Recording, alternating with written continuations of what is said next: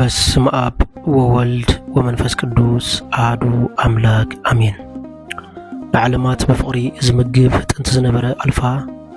ዓለም ሕሊፉ ዝነብር ኦሜጋ መጀመርታን መወዳእታን ዘይብሉ ናይ አቦታትና አምላኽ ናይ ሰራዊት ጌታ ስለተኽንገር ዘይክእል ምሕረቱ ስለተኽንገር ዘይክእል ውህበቱ ስለተኽንገር ዘይክእል ፍቅሩን ርህራሄኡን ክብርን ምስጋናን አምልኾን ውዳሴን ስግደትን ብዕኡ ንበይኑ ይግባእ። ንሱ ኣብ ተጸዋዓሉ ካብኡ ዘይትፍለ ቅድስተ ቅዱሳን ንጽሕተ ንጹሃን አቁራሪተ መዓት ናይ ሓዲስ ኪዳን ኩርቤል ዝኾነት ኣዲና ቅድስት ድንግል ማርያም ነታ ኣማናዊ ዝኾነ ምግቢ ህይወት ነታ ኣማናዊ ዝኾነ መስተ ህይወት ስለዝሃበትናን ስለዝወለደትልናን ወዳ ጎይታናን መድሓናን ኢየሱስ ክርስቶስ ብዘፍቀራን ብዝኽብራን መጠን ክብርን ምስጋናን ይኹንና። ኩሎም መላእክት ነቢያት ሐዋርያት ጻድቃን ሰማዕታት እግዚአብሔር አምላክ ብዝሃቦም ማዕርግን ክብርን ይኽበሩን ይመስገኑን። ዝኸበርኩም ህዝበ ክርስቲያን ከመይ ኣለኹም? ከመይ ጸኒሕኩም? ከመይ ቀኒኹም? እግዚአብሔር አምላክ በደልናን ኃጢአትናን ከይተመልከተ በድጋሚ በቃላቱ ክንጻናና በቃላቱ ክንፍወስን በቃላቱ ክንሃድእን ስለዝፈቀደን ስለዝፈተወን በድጋሚ ክብርን ምስጋናን አምልኾን ውዳሴን ስግደትን ንዕኡ ይግባእ። ናይ ሎሚ መዘራረብ አርእስትና እግዚአብሔር አምላክ መንፈስ ቅዱስ ብዝገለጸልና መጠን እግዚአብሔር አምላክ መንፈስ ቅዱስ በዘለበወና መጠን አይትና ወጹ ዝብል አርእስት በመልዓል እዘለና ዘመን እዘለና ዓለም ናይ ምንዋጽ ዓለም እዩ። እዘለና ዓለም ናይ ምርባሽ ዓለም እዩ። ኩሉ እንሪኦን እንሰምዖን ነገራት ነሆ ነፍስና ዝጠቅምን ነፍስና ዝህድእን አይኮነን። ስለዚ ካብ ዝተልዓለ ድማ ብዙሕ ወድሰብ ብዙሕ ምእመን ኣብ ጭንቀትን ኣብ ምንዋጽን ኣብ ምሽባርን ይረአሎ። ስለዚ ሕና ካብ እግዚአብሔር አምላክ ዝተፈጠርና እግዚአብሔር አምላክ በመልክዑን በአምሳሉን ዝፈጠረና ናብዛ ዓለም ዚያ በፈቃድ እግዚአብሔር አምላክ ዝመጻና ዳአምበር በአጋጣሚ ዝተፈጠርና አይኮንናን። ከምቲ ደርሆ እንጨቃዊታ ተሐልየሎም ጸላኢ ኣብ ዝመጸሉ ግዜ በአኽናፋ ጌራ እትጋርዶም ነሆ ደርሆ እኳ እንደቃ ካብዚ ከምዚ ካብ ገበረት እግዚአብሔር አምላክ ዳአና ዓይና አኻትኩምን ክንዴናይ ዘይፈትወናን ክንዴናይ ዘይሐቅፈናን። ስለዚ ነዚ ነገር ዚ ብምርሳዕ አነን ስኻትኩም ኩሉ ግዜ ብዘይ ምድቃስ ብዘይ ዕረፍቲ ክንጭንቕን ክንናወፅን ንርአ ኣሎና። ምንዋጽ ምልክት ናይ ጉድለት እምነት እዩ። ነሆ ይብለና ጎይታና መድሓናን ኢየሱስ ክርስቶስ ምስ ጎይታናን መድሓናን ነሆ ይቕሬታ ሐዋርያት ምስ ጎይታናን መድሓናን ኢየሱስ ክርስቶስ ኣብ ጃልባ ኣብ ዝነሩሉ ግዜ ነሆ ኣብታ መርከብ ዓቢ ምንዋጽ ኮነ፣ ዓቢ ማዕበል ኮነ፣ ዓቢ ንፋስ ኮነ ይብለና። ነሆ ድማ ሐዋርያት ብምልኦም ተሸበሩን ተናወጹን ዝገብርዎ ጨነቆም ዓቕሎም ጸበቦም። ጎይታናን መድሓናን ኢየሱስ ክርስቶስ ከዓ ኣብ ድሕሪት ናይታ መርከብ ደቂሱ ነበረ ይብለና። ክብሪ ምስጋና ንእግዚአብሔር አምላክ ይኹን።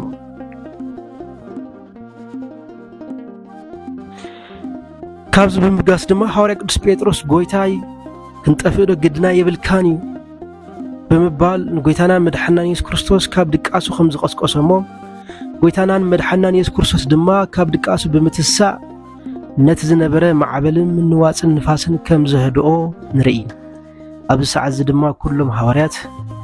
ንማዕበልን ባሕርን ንፋስን ዘህድእ ደኣ እዚ ስሞም ኮይኑ ብምባል ነሆ ነፍሶም ሓትትዋ። ምክንያቱ ናይ ጎይታናን መድሓናን ኢየሱስ ክርስቶስ ብንጹር ናይ አምላኽነቱ ምስጢር አይፈልጡን ነበሩ። ነሆ እምነቶም ኣዝዩ ጎደሎ ነበረ። ካብ ሰዓት ጀሚሩ ድማ ጎይታናን መድሓናን ኢየሱስ ክርስቶስ ንምንታይ ከትናወጹ ንምንታይ ከትፈርሑ ኣቱም ጎደሎ እምነት ክንድፍረ ኣድርታ ኣክል እምነት እንትትህልወኩምሲ ነዚ እምባ ካብ ዝተጋዓዝካ ናብ ትኺድ ምስ በልኩሞሞ እንተጋዓዘ ነይሩ ግናኸ እምነት የብልኩምን እምነትኩም ዝተሸራረፈት ያ ብምባል ገሰጾም ይብለና። ስለዚ ኣብ ሰዓት እውን ኣነን ስኻትኩምን እምነትና ካብ ምጉዳል ካብ ዝተልዓለ ኖ ክንናወጽ ንርአ ኣለና። ንምዃኑ ምንዋጽ እንታይ ማለት እዩ? ምንዋጽ ማለት ምሽባር ማለት እዩ። ምንዋጽ ማለት ምፍራሕ ማለት እዩ። ምንዋጽ ማለት ምጥርጣር ማለት እዩ። ምንዋጽ ማለት ኣብ እግዚአብሔር አምላክ ሙሉ እምነት ዘይምግባር ማለት እዩ። እግዚአብሔር አምላክ ንዓይና አትኩም ክፈጥረና ከሎ ካብ ኢሚንትኒ ወይካ ካብ ሓመድ ይፈጥረና ስለዚ ነተኣኽቢሩ ዝፈጠረና አምላክ ክንጥርጥሮ አይግባአና بون حنت سكن دون تخون حنت كلايت وين تخون بو خنطراطر ايغبانا سلازي نو زدحنا يلن انا بينيه زدغفن يلن اندابلنا نو بزح امناي نوص عالم نركب كريستيان ازينا بزحاتينا بمنصر زدما بزح كريستيان ناب غدل كسندو بزح كريستيان ناب قلاي كاتو بزح كريستيان نفسو خطفن ناب بابور ناب استفلالش تشكركاري نفسو احليفو كهبن اب زمن نازي لومد توريو خوينلو زدما وصيت ناي من نواج غنا خو غناتي كريستيان اينا وصنيو كريستيان ابوتات كم زبلو كريستيان دسيتيو دسيت اما اخل بحري تنبر نودما ببزح معابلن ببزح نفاسن زتخبت يا غنا خ دسيت كابت زلاتو بوتا من نقيلا يتفلط بزي من واص نو بزي مفرح نو نتمعبلن نو نتنفاسن تحلفو كمون كريستيان وغناتي انبسا اما اخل بزحات اراويت ينبر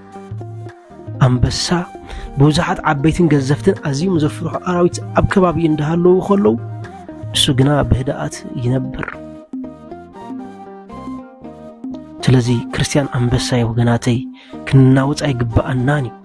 ብዙሓት አጋንንት እኮ ኣብ ዙርያና እንተሃለው ብዙሓት መናፍስት እኮ ኣብ ዙርያና እንተሃለው ብዙሓት ዓመጽቲ እኮ ኣብ ዙርያና እንተሃለው ከም አንበሳ ሃዲና ክንነብር ይግባአናዩ ስለዚህ ነሆ ኣብዛ ምንዋጽን ምርባሽን ዝበዛሕ ዓለም ነሆ ምንዋጽ ክንገርፎ ይግባአና بእግዚአብሔር አምላክን አምን ይግባአና ነዚ ድማ ኣብ ዮሐንስ ወንጌል ምዕራፍ 14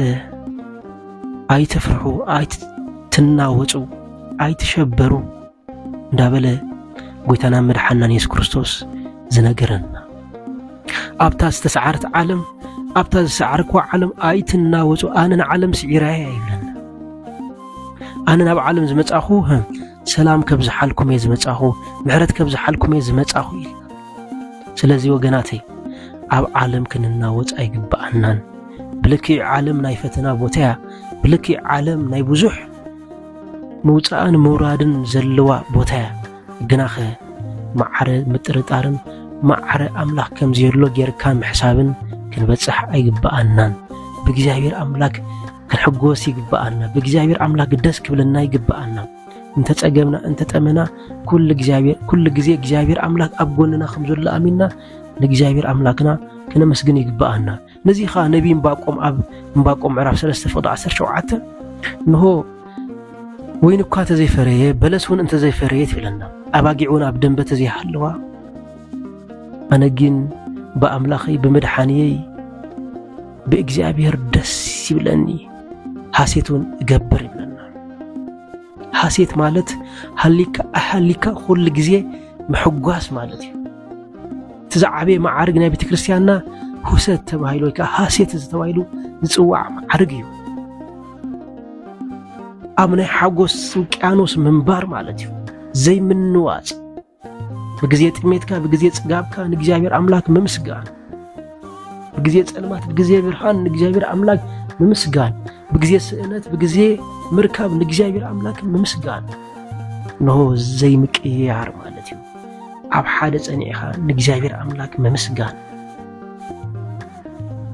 ከም ሐዋርያ ቅዱስ ጳውሎስ ዝበሎ ጥሜዶ ዕርቃንዶ ሰይፍዶ ካብ እግዚአብሔር አምላክ ካብ ፍቅሪ ክርስቶስ አይፈልየኒ ነው ድማ አረጋግጸልኩም አለሁ በመባል አቤት ማእሰርት ኮይኑ ጻፈልና ደብዳቤ አለ ስለዚህ አንንስኻትኩምን ነው ጥሜት እንተመጸ ዕርቃን እንተመጸ መከራ እንተመጸ ነው ኩል ጊዜ በጎይታናን መድኃኒና ኢየሱስ ክርስቶስ ክንሕጎስ ይግባአና ባክብለና ይግብኦ ክንናወጽ አይግባአናን ነዚ ድማ ሐዋርያ ቅዱስ ጳውሎስ ሕጁን አቤት ማእሰርት ኮይኑ ጻፈው ጽሑፍ ፊልጵስዩስ ምዕራፍ 4:4 በሐቅ ብለኩም አለሁ በጎይታ ኩል ጊዜ ተሐጎስ ይብለና ደጋጊመ ብለኩም አለሁ ኩል ጊዜ በጎይታ ተሐጎስ ይብለና بقويتا أنت زي تحقسنا بسبب كنحقوس مالت زبتي وقناتي سلازي كل جزي أملاخ سلازلنا فتقاري سلازلنا كنحقوس يقبقنا نزيد ما أب مزمور داويت معرف 7 فقري 25 أبونا زمراي داويت كمز بمبال زنقرنا مالتي أب سماي بجاك خاكال يبلين نعاها مسرخوكوس أم مدري زدوليو نجار يبلين يبلنا سلك على تسمع እግዚአብሔር አምላክና ዝኸበረን ዝተመስገነን ይኹን በሐቂ ኣብ ሰማያት ዝነብር አምላኽ አሉና ንዑ ካብ ረኽብና ድማ ኣብ ምድሪ እንደሊ ነገር ክህሉ አይግባን እግዚአብሔር አምላክ ፈጣሪ ሁሉ ሰማይን ምድርን ዝፈጠረ አምላኽ ኩሉ ኸአሊ ኩሉ ነገር ኣብ ኢዱ ዘሎ ካብ ብዙሕ ነገር ምድላይ ህይወትና ካብ ነጥፍ ነት ብዙሕ ነገር ዝሓዘ እግዚአብሔር አምላክ መሓዝ ይሕሸና ስለዚህ ኣብ ሰማይ ብጀካ ካሊ የብለይን ንዓኻ ካብ ረኸብኩስ ኣብ ምድሪ ዝደሊ የብለይን በመባል በ4 ነጥቢ ኣቦና ዝማራይ ዳዊት ይዓጾ ማለት እዩ ስለዚህ ኣብ ሰማይ አምላኽ ዝኣክል እግዚአብሔር ዝኣክል ፈጣሪ ካብ ሃለወና ንምንታይና ብስጋው ነገር ልብና ዘንደልህጽ ንምንታይ ብስጋውና ነገር እንናወጽን እንረዕድን እንፈርሕን أبونا زمراي دو تحجون كبلنا نو كراكورن أنبأن أنبساتن يتأمين يمكن آخرتهم لإجابير أملاك زبيو كوتو أيتأمين يبلنا نو تأميتون أي رخبهم يبلنا بأونت إجابير أملاك انتحيسكا تأميت يلن وقناتي مزيد ما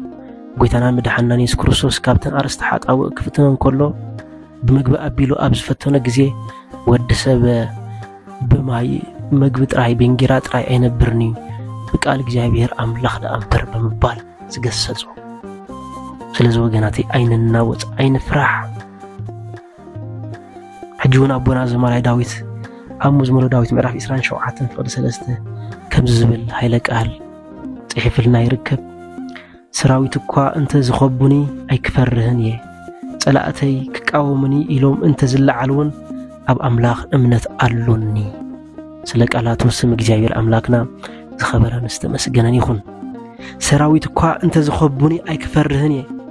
ጸላእተዩን እንተ ዝቃወሙኒ ኣብ ልዕለዩ እንተ ዝለዓሉ ኣብ አምላኽ እምነት አሉኒ ኣይክፈርህን ይብለና ክብርን ምስጋናን እግዚአብሔር አምላክ ይኹን ስለዚህ እዛ እምነት እዚኣ ኣበይን ኣባኻትኩም ክትህሉ ይግባእ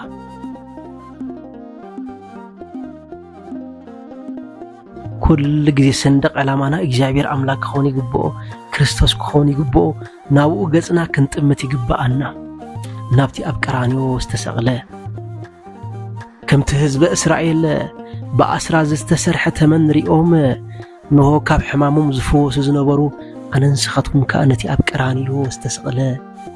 قويتانان مدحنان إيسو كريستوس كاب قصلنا كنفوس يجبأنا كاب من دلهاتنا كنملس يجبأنا كاب فرحنا كنتبع يجبأنا وجناتي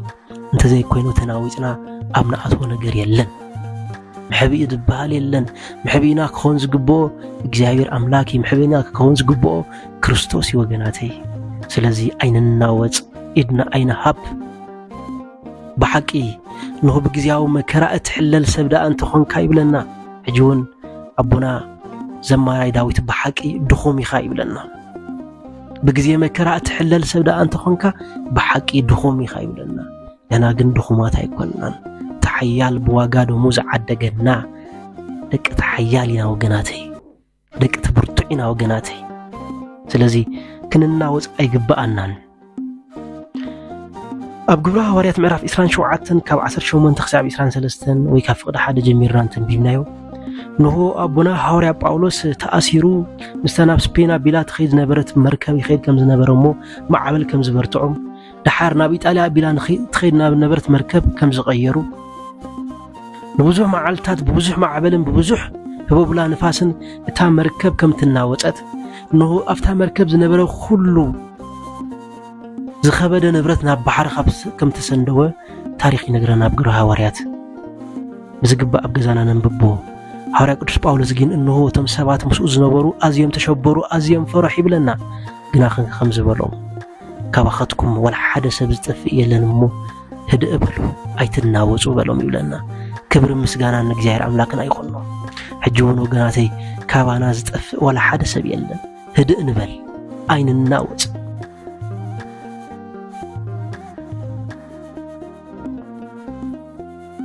نودما تمركب تجفيعة نمال تزبال دسيت سندوتهم يبلنا كلهم دما بهيوت دحنو